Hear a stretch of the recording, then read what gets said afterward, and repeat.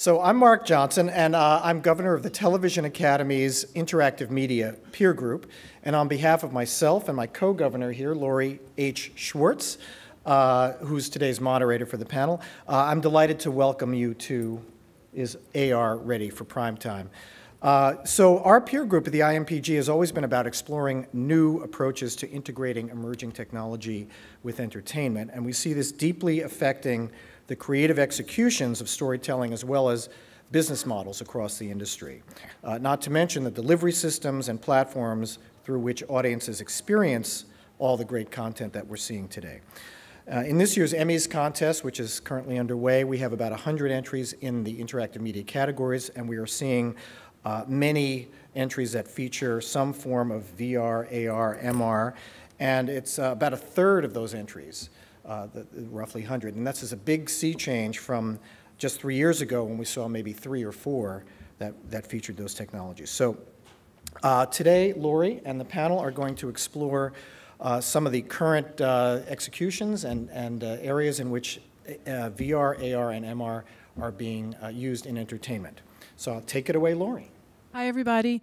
So I'm going to bring up the panel right away, and we have a nice mix of folks from various parts of the ecosystem. And this question, is AR ready for prime time? And we are going to get into VR and MR, as Mark mentioned, came about actually when we were having a board meeting and a discussion with the chair of the Television Academy, who kind of said, you know, is AR ready for Emmys? Are we there yet?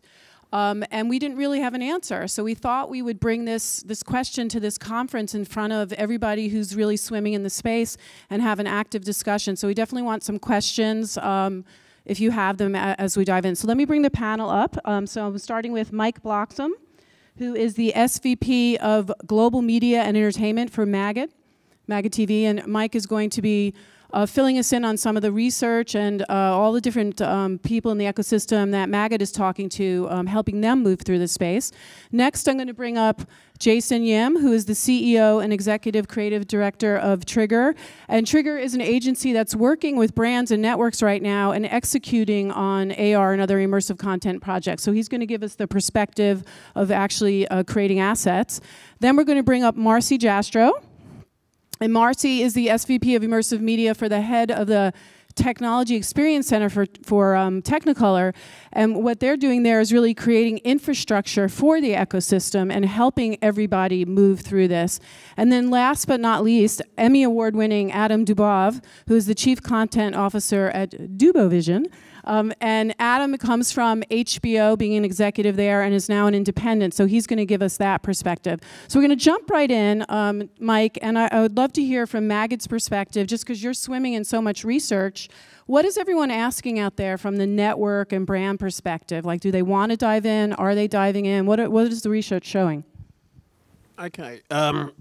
Yeah, as Laurie suggests... And Mike is spicy, so just get ready. I'm not actually sure what that means, so if somebody can tell me at the end of this, based on your assessment, I'd be very grateful. I am also slightly now anxious. Okay. Yeah, right. Okay. So as Laurie has implied, I kind of, swimming in data, that's a horrible concept, but I sit very much at the research and insights end of things, at the consumer end. I'm not involved in the development or application of the technology, the content creation, distribution, and so forth. There are many, many talented people, some of whom are on this stage, who are involved in that end. It's our view that we are woefully undersupplied in terms of robust and objective insight into how the mass market perceives immersive media, whether it's AR or VR or whatever we want to call it. What even terminology they use and what they understand by the terminology that we inflict upon them. So we, for probably going on 5 years now, have integrated within the research reports that we do for our clients, you know, tracking and measuring of awareness, of behaviors and so forth. And then a little over 2 years ago, we pressed the trigger, pardon the pun, press the button, we shall say. Spicy. On a research insights consortium around VR and AR, entirely consumer-centered, involving networks like Turner and A&E and studios like Warner Brothers, as well as brands like MasterCard, Best Buy, and so forth. So we go across the equation with a view to actually digging in and understanding what is going on. That, of course, has put us in touch on an ongoing basis with people across the ecosystem, as you referred to it. And it is really interesting to understand just where this all sits right now. We come to a conference like this, and an augmented reality, virtual reality, it's huge, it's central, it occupies our every waking thought, which serves to remind us, if we're self-aware, that we are, of course, freaks of nature. We are wholly unrepresentative of the population that we need to engage for this area to be successful. There's nothing wrong with that. It applies to mainstream advertising just as well. But we sit in rooms like this, which are wholly air-conditioned, devoid of windows, with other people rubbing brain cells together, obsessing about minutiae, many of which don't mean anything to people outside. See, this is the part when I said to you before you're spicy. Just in case you're wondering, this is the spicy part. Okay. Okay. I had much more perverse visions of what spicy meant, so I can relax now. Okay, that's good. Or maybe we'll push it further. But it is interesting. I mean, where we are now, if you look upon the core question of how are networks and brands and agencies and so forth, and even the general public looking at immersive media, if you put it on a scale of 1 to 10, because I come from the world of dweeby research, we're probably on a good day with a following wind approaching 1. If you look just at and that's not a bad thing. Frankly, it's inevitable. Look at where we are in the kind of growth curve of this area. Look how long this has actually been an almost scalable reality.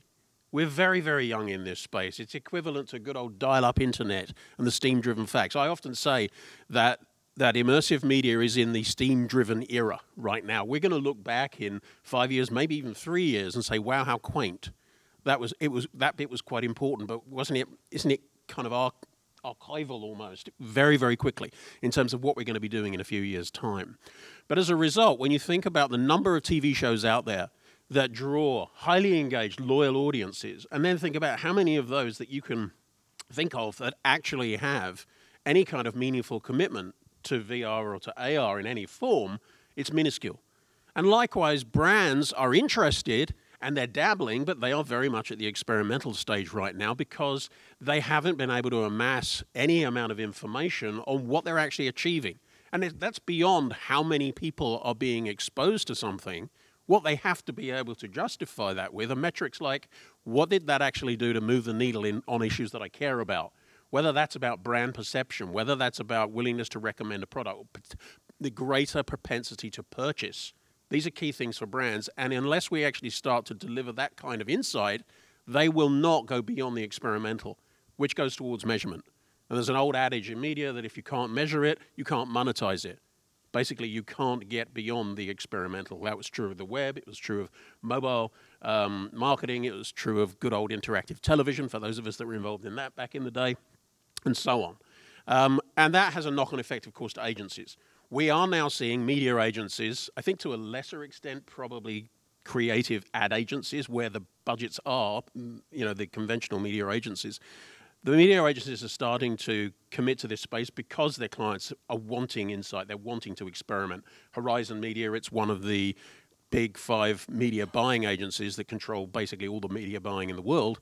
They have an outfit in LA, it's called Uncover, they're doing a lot of stuff with their clients. I think that's a good example of agencies within agencies that are developing specialisms. But right now, we're at a very, very early stage. That is not a bad thing.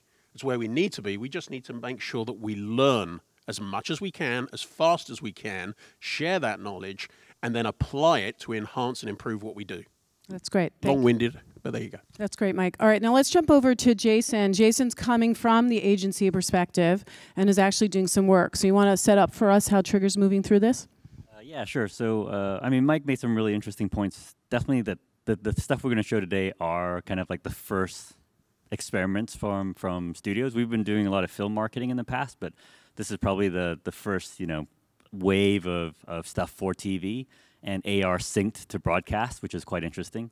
I think in terms of measurement, it's good being first because you can move the needle because there's just press around it. No one's ever seen it before. I think measurement gets really important once it becomes ubiquitous, What if you're last coming into the game and there's a ton of AR content already out there? How does your AR content actually get above the noise. So there's two examples we're going to show. I think the first one is, I think it's Walking Dead. Yeah, it's The Walking Dead and Mountain Dew. And just for you, I would love to hear how this manifested too after we show it. So can we switch to those slides? Oh, go. Okay. Great. There might be audio too. Yes? Okay. I can talk about it. Yep. Grab them all from specially marked Mountain Dew and during new episodes every Sunday. Presented by Mountain Dew. So this app, it's an AMC app, but it's sponsored by Mountain Dew. Basically, for fans of the show, for season 8, it unlocked 20 AR walkers that you could bring into your room and you could pose and take photos with. Cool. The magic sauce actually is there was an audio sync, so I actually listened to broadcast. So if you had the app open and you watched the show and the Mountain Dew commercial came on, it would actually unlock the walker in real time, then that you could then place into your room. So it's an audio fingerprinting technology, but the key to it was instead of just having an app that existed separately from the TV show, that you would actually sync one-to-one with what was happening on broadcast. And so did people already have the Walking Dead app, were able to access this, or was this a separate download? This was a separate download. And did Mountain Dew come to you and say, we want to do something in AR? How did it all come about? This came through AMC. So they already had a general vision of it, and then they came to us to execute it. So we had to figure out the audio fingerprinting, something that I know Marcie will talk about is the workflow. Walking Dead, all the zombies are mostly physical makeup effects and stuff. So, I mean, Star Wars, we got 3D assets from Lucasfilm, but in this case, we got photos, and then we had to remodel everything from scratch. So that's something really important when you think about just all the AR content that's possible. You still need to create that content from scratch in some cases. And do they consider this successful? I don't know if you want to give us numbers of the activations or what they thought success looked like. It was definitely really successful. It broke new ground, but then it also tied into, for Mountain Dew, it tied into retail as well. So not only were you scanning from the show, but you could also go into 7-Eleven and scan products and stuff like that. But it was a huge brand lift for them. So. And you measured that brand lift by purchase or by the amount of people that Can you give us any numbers? I can't give numbers, but they were measuring by purchase. Can you pretend and give us numbers? No, just kidding. Actually, I can give you some insights of that. For my money, this is probably the most successful example of AR being used to leverage major TV equity. And it worked in a number of different levels. The funny thing is, as Jason was saying, it really came out of the ad sales department. This was an ad sales deal because one of the challenges is there is no one place to go to source money for these kinds of initiatives yet. And until there is, it's going to be slow and piecemeal. But this was an ad sales deal. And that was really the core goal of this, deliver something in terms of incremental inventory that could be branded and work for the advertiser and generate revenue in that way. And it did, with the activations point of sale. I know that the brand lift was great and the sales numbers were very good. But it also worked, to Jason's point about being activate while watching, it also worked to get people more engaged with the content, both when viewing and beyond the viewing experience. So it worked as program marketing, and it worked to drive tune-in for those who were already playing with the app or aware of the app. Wanted to unlock more. Yeah, but it never came from programming, it never came from marketing, it came from ad sales. That's great. So it did work all around, though. And I love that, too, because, and Marcie's going to talk about this, but Marcie's very passionate about retail and AR. So this kind of tells that story. And then going back to you, Jason, right now brands are monetizing television. So right now we have to figure that piece out if we're going to play in this space. Now you have another example. You want to set that one up for us? So this next one is actually for ABC News. It was for the royal wedding. And again, it's this one is, yes. So it's a... Some would say that's more zombies. There's a theme to your work. I couldn't possibly comment. But there was a neat broadcast component as well, so it was on Good Morning America as well as in our app. So okay, great. Let's go to that. I think it's going to... We're going to take a look over here at Windsor Castle. There it is, and through the magic of augmented reality, we're bringing its carriage right into our studio. Let's take a step back while it rolls in. And Imogen, tell us a little bit about this beautiful carriage, right? Yeah, William and Kate rode in it after their service, and 30 years before that, William's parents, Charles and Diana, rode in it for their wedding. We're going to want you to bring those carriages and those royal guards into your home. Or how you can do it, just download the ABC News app and open the AR experience. That's right, the directions are simple, and we can show you how to have your own royal carriage, or you can have royal guards guarding your kitchen table. So make sure you hashtag Royal Wedding AR in your social media posts so we can have a chance to check it out. That's awesome. The interesting piece about Can you that imagine was, if you're drunk and like some guy shows up in that hat? Anyway, go ahead. So the interesting thing about that was like one, it's actually embedded in the ABC app itself. So it's an AR module in that app. So unlike Mountain Dew, ABC was trying to add content into an existing user base and then lift that experience. It's kind of a pilot to see for news, especially, can we do kind of synced content with even nightly news. And the interesting thing on the workflow side was we actually created the 3D models for the carriage and the guard, and then that was passed on to the broadcast team, which then did what they had to do to get it onto TV. But the future workflow for that would be something, you know, sometimes it goes that way. Maybe on these big event stuff, we would create these super high-res models. But then ideally, their nightly TV news broadcast team could also create 3D content that could then come to us instead, and then we put it through the AR app as well. That's so cool.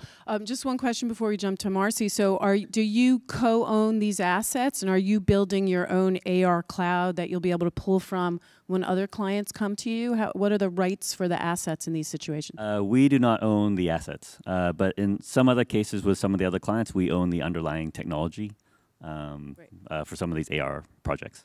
All right, so let's jump over to Marcie as we start to talk about infrastructure and how this is moving through companies. Technicolor is really setting itself up to be that partner. So you want to tell us about what you're up to?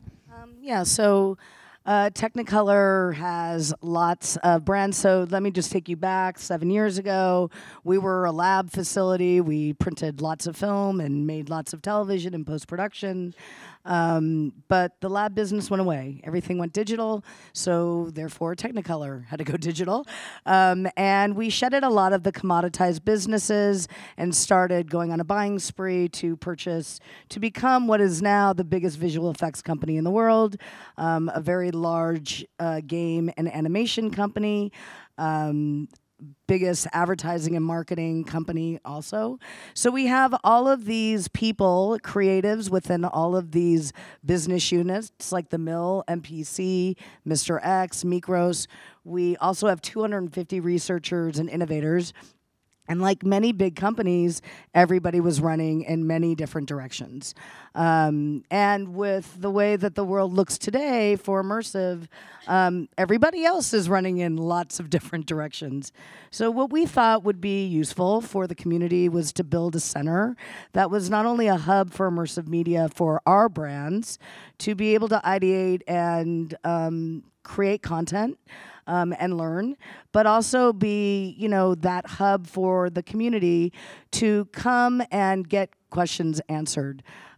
We don't have all the answers because we don't think that any one company is going to build the ecosystem. But what we look for are gaps in the workflows, and how can we, using our creative knowledge, our creative workflows, how can we make some sort of sense out of all these workflows and find the gaps? And then when there's a gap, how do we fill the gap? But in addition to that, Technicolor is known very well in the entertainment and media space. That's what we do. We touch 70% of all television and feature films in the world. And the idea is, what if we took the same knowledge we had in workflows and applied it to other industries? So what if you used a Technicolor for 3D assets and creating a really awesome pipeline to have high-end high-end photorealism in your assets? That could be quite compelling. And by the way, using our color science, if you are going online or you're going in your AR glasses and you're trying to buy a red dress, how do you know it's a red dress? How do you make sure it's the right red, or that blue couch? So infusing some of the things that we know from our history in film and media, and starting to look at other market adjacencies that Technicolor might be able to get involved with. Do you want to take a look at your video? Yeah, so why don't we take a look at what the tech does, and then we can move on. Whoops. Can you go back? Can you go back one? I'm sorry. Yeah, that one. I thought that was my bat mitzvah. Yeah. Okay, sorry, you guys. It is. That's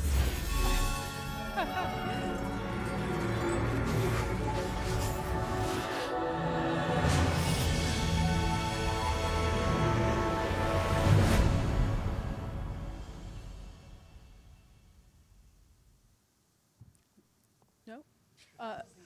That was the end of it. Can we? But you know, that's a really interesting thing. Yeah. There it is. Okay.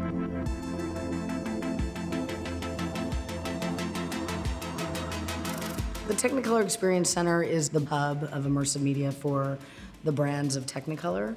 In addition to that, it is home for our Connected Home group, as well as our research and innovators.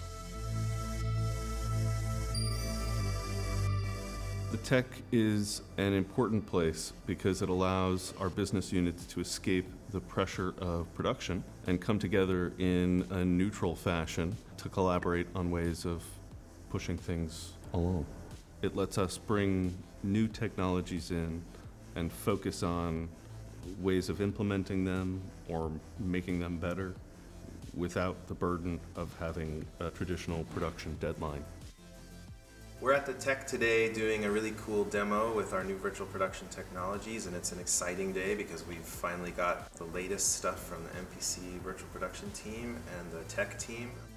Here at the Technicolor virtual production stage, we're shooting with Vicon cameras. So these are 28 of the latest 8-megapixel cameras. So when we pull the trigger, we start capturing 8-megapixel images at 260 frames per second. So we've got quite a lot of angles on a performance, and using that, we can reconstruct a three-dimensional representation of the performance and use that to drive a digital character. The Tech has been amazing as a resource for mocap. We've come in and we've used it not only for the practical business of work, but also for experimentation. It is a way that we can use the technology to move our capabilities forward. At the Tech, we have what's called an Artists in Residency program. What that means is we have creatives from all over the world come and work in-house with us. This gives us the ability to help their projects flourish while simultaneously learning from them. We're working really hard technically to preserve that style of the data captured all the way through the pipeline to the final piece. It is a safe ground for us all to meet and to talk about things that are important in this new area. So how do you get to this very finely honed workflow that we developed for Wonder Buffalo? You know, with emerging technology, immersive, VR, AR, there is a sense of community. The Tech brings in scanning companies, different headset companies, LED screen companies. You never know what you're going to find when you go in, but it always makes you think and makes you come up with ideas. You get inspired by it because you walk in and you see, oh, there's new things. What can I do with that?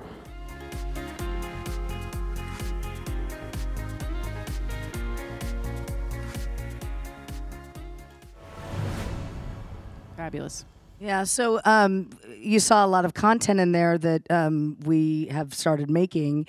And Technicolor is not usually an IP content company. We are a work-for-hire company. But I'm the kind of person that if I don't understand the workflow or I don't understand how to do it, I can't speak to it. So when we set up the Tech, even before the Tech was done, we decided to partner with a lot of companies out there to build the content in a way in which we all understood it and were able to create some sense of whether it was 360 video or game engine workflows. And then we pulled in artists from other areas within Technicolor so that we could start teaching them. And this is a teachable moment in post-production and production workflows because right now we're in what has been traditional visual effects, what has been traditional post-production. And I believe that interactivity, whether it's game engine workflows, that is going to become the winner. And that is what we all have to learn. And we have to educate everybody within our organization. So for now, you asked a question about owning IP. To Jason, the thing is I do, and I want to own IP because I believe that that's important. High-end, high-image quality IP is very important to this whole ecosystem. And that's what's going to bring reality, you know, virtually and augmented together. So that's my story.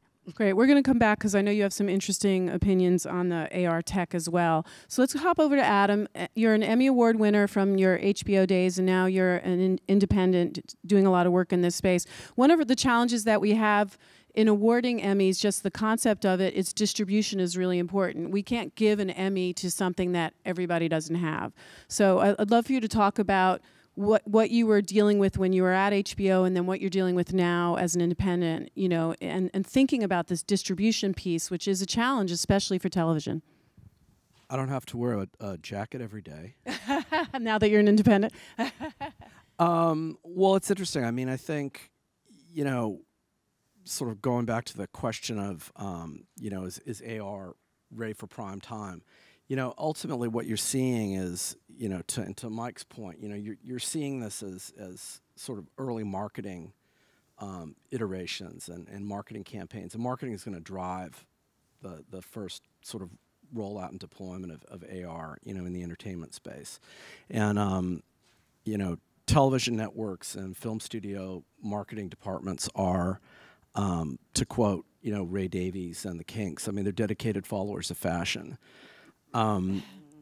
And they. Could you explain what you mean by that? Yeah, well, I mean, they're always interested in new tactics, essentially. So, you know, taking a tactical approach in marketing, and there's also a great value placed on novelty and currency, and new, and doing something that hasn't been done before.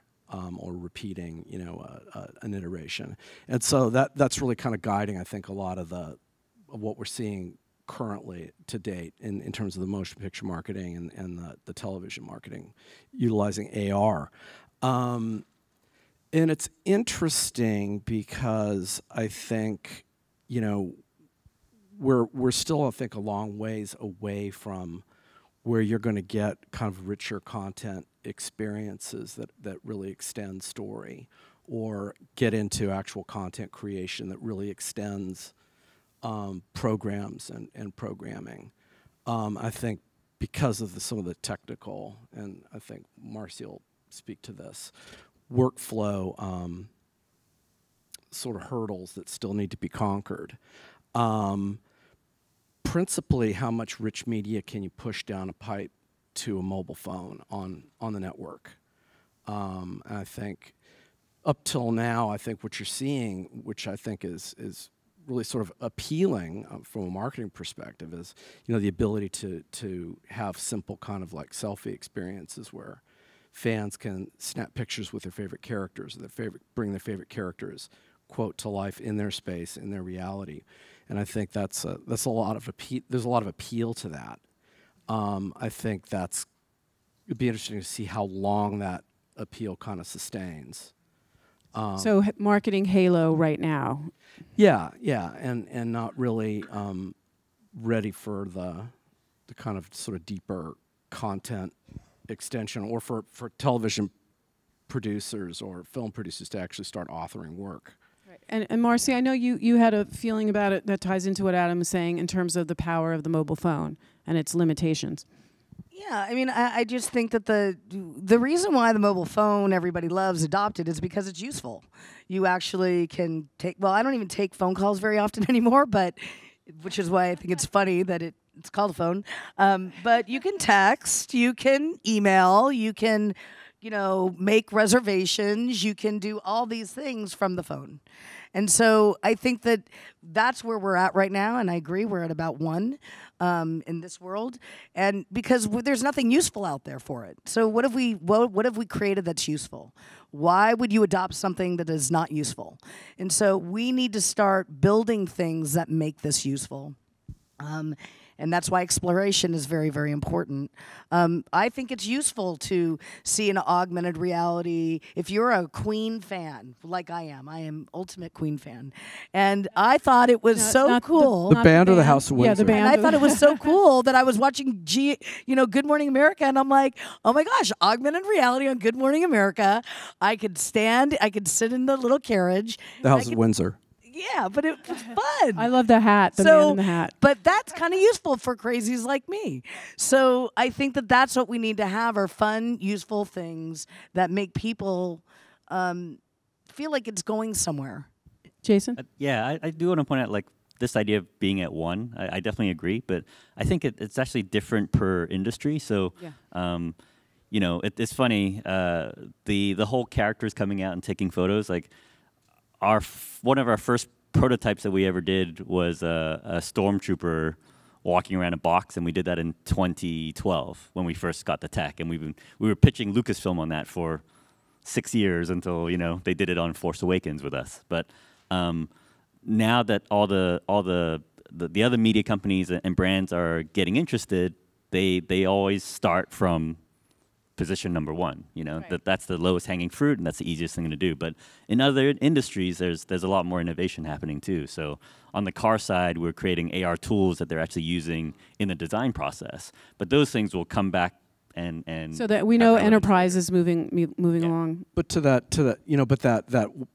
point one is actually does really tap into a powerful motivation of fans, because I mean, ultimately people are always, taking selfies with themselves with posters, right? With pictures of movie stars or TV stars or sports stars that are just flat on the wall, and they're doing that probably 1 billion times a day.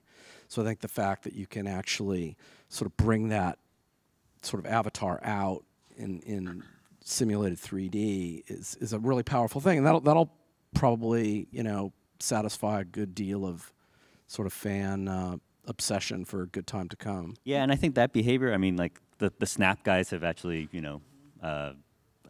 almost like created that for that audience. Like the idea of you being in that social share is just so important versus like the character by itself. It's all for the millennials. It's all about themselves plus something else. Yeah, I think the power of the entertainment vehicles that we choose, the TV shows, the movies, whatever they are, they're incredibly low-hanging fruit. They're very, very rich. We do a lot of work studying the perceived emotional tonalities of different TV shows and things like that, and it goes to the heart of why people choose to engage, why they become loyal fans, and everything that you look at in terms of technological advancements and how it relates to media, you go back to the web and so forth, people gravitate towards the familiar content they already are interested in. And it can be sport, it can be whatever.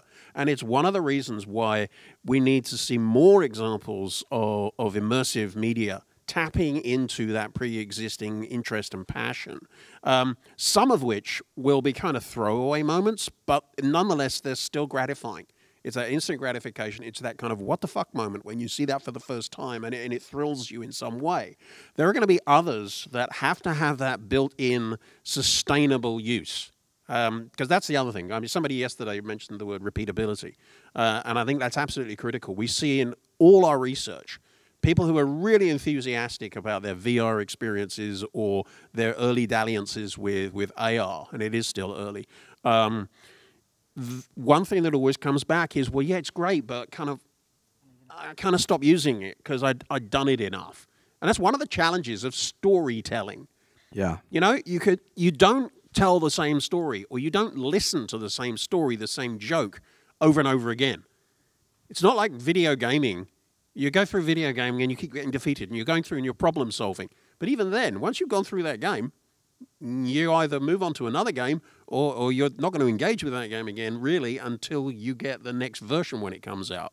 And that's why we have to get reversioning and refreshing of content. And that needs to be built into the workflow, but then the economics need to enable that, which goes back to the core question of how the hell do I make money out of this? Which I think goes back to television again, because if you can use it to drive tune-in, and if the ad sales guys can use this to create incremental inventory, which can be branded, it can be sold at a price as long as you can demonstrate what the benefit is to the advertiser. But then we get more familiarity in the broader community who don't know what augmented reality means, is, and frankly doesn't care. They just want to engage with stuff. With content. Let's do a lightning round as we wrap up on just how many years away are we, say, from an AR project getting to that kind of distribution where potentially it could win an Emmy, which is 50% of television households. I'm going to be bullish and say 1 to 2. Nice, nice. Going crazy there. Okay. I say late Got some 2020. work to do. 2020 and 2020? Okay, Jason? I vote 1 to 2. 1 to 2 years? Hopefully 1, yes. Okay, Mike? Spicy. I don't think it's 1 to 2. I think it could. I think the realities of aligning all the different planets. I mean, hell, you can give Emmys on one basis or another. I think when it really engages a dirty great chunk of people and becomes something of a mini phenom, I'm thinking 3 to 4. Great. Well, we have to wrap up, but check out the Television Academy. If you're interested at all in joining us, I'm here, Mark is here for the Interactive Media Peer Group. We're looking for all professionals that are digging into this space in television, and we'll talk to you about what membership is all about. And also, all these great people will be around the show today, so come and talk to them about the fabulous work that they're doing. And it was great to be here. Thanks so much for coming. Let's have a hand for our panel.